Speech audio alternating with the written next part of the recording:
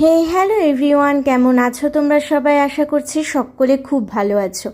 আমার চ্যানেলে তোমরা তো অনেক রকম ভিডিও দেখেছো, আজ একটা নতুনত্ব ভিডিও দেখাই। তো চলো, আজ আমি একটা প্রজেক্ট ওয়ার্ক দেখাবো তোমাদেরকে। বাচ্চাদের যদি কোনো প্রজেক্ট ওয়ার্ক দেয় তাহলে সেই ওয়ার্কে তোমরা এই জিনিসটা রাখতেই পারো। আবার অনেক সময় উল্লেখ করে দেয় যে ফ্লাওয়ার স্টিক বানাতে হবে, তখন তোমরা এই ভিডিওটা দেখে খুব সহজেই ফ্লাওয়ার স্টিক বানিয়ে নিতে পারবে। তো চলো শুরু করি। প্রথমে আমরা একটা নির্দিষ্ট রেডিয়াস বা ডায়ামিটার সার্কেল করে নেব আর সেগুলোকে কাঁচি দিয়ে কেটে নেব। তোমরা চাইলে কম্পাস ইউজ করতে পারো, তবে আমি একটা কোল্ড ক্রিমের ঢাকনা ইউজ করে গোল গোল করে কেটে নিয়েছিলাম। আর আমি ভিডিওতে ঠিক যেভাবে দেখাচ্ছি সেইভাবে ভাঁজ করতে হবে। মাঝখান দিক দিয়ে কেটে নিয়ে তারপরে ওটাকে ভাঁজ করে ছোট করে আনতে হবে। তারপরে আমরা একটা পেন্সিল দিয়ে ফ্লাওয়ারের শেপ করে নেব আর কাঁচি দিয়ে কেটে নেব। কাটার পর এই রকম অনেকটা দেখতে হবে। এইবার কোনাগুলো বা ধারগুলোকে ভালো করে একটু মুড়ে দিতে হবে, যাতে ওটাকে ফ্লাওয়ারের শেপ দেওয়া যায় খুব সহজেই।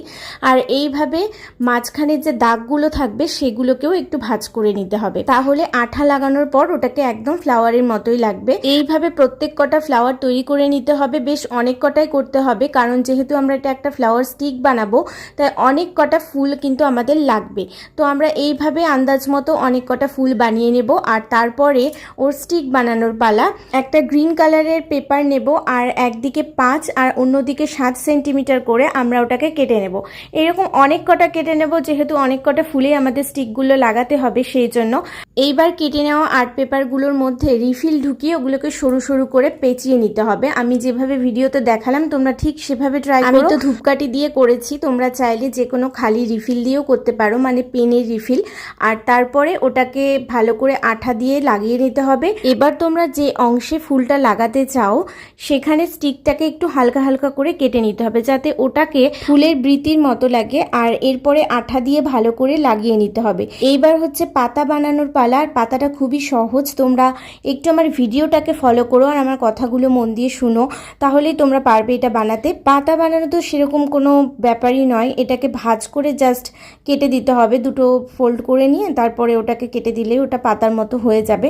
দুটো তিনটে ফোল্ড করে নিতে হবে। তোমরা আমার ভিডিওটাকে ফলো করো একটু ভালো করে, আমি বারবারই বলছি।